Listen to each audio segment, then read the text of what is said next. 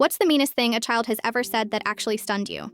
I was substitute teaching at an elementary school when I met Violet, a sharp-eyed third grader with pigtails and a vocabulary that could make adults uncomfortable. The regular teacher had warned me about her. Brilliant kid, but she sees everything, says things that cut deep. I figured I could handle an 8-year-old. I was wrong. During art time, I was helping students with their family portraits when Violet raised her hand.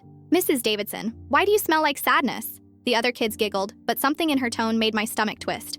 I forced a smile. "What do you mean, sweetie?" She studied my face with those unsettling dark eyes. "My mom smells like that too, when she drinks the medicine that makes her sleep all day." The room went quiet. Even the other kids sensed something had shifted.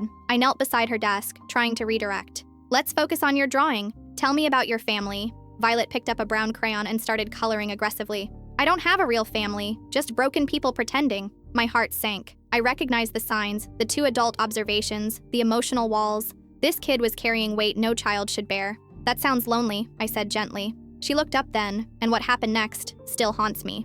"At least I'm not like you," she said, her voice perfectly calm. "At least I know I'm broken. You still think someone might love the sad, desperate lady who teaches other people's kids because she couldn't keep her own."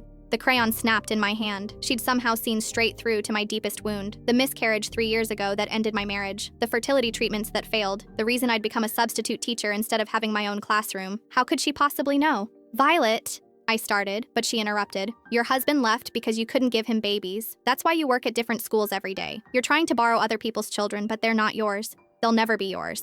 26 third graders stared in complete silence.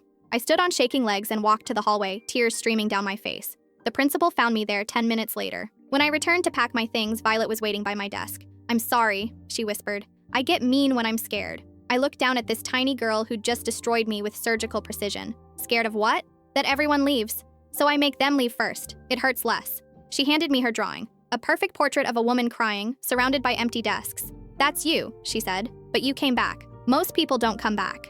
I knelt down and looked into those 2 wise eyes. "Some people will always come back, Violet, even when you push them away." She hugged me then, fierce and desperate. That was 5 years ago. I still substitute at that school. Violet's in 8th grade now, and every few months, she stops by my classroom. She never apologized again for what she said that day. She didn't need to. Sometimes the cruelest truths come from the most broken places, and sometimes that's exactly what we need to hear to start healing. Last week, she brought me a Mother's Day card. Inside, she'd written, "Thank you for staying.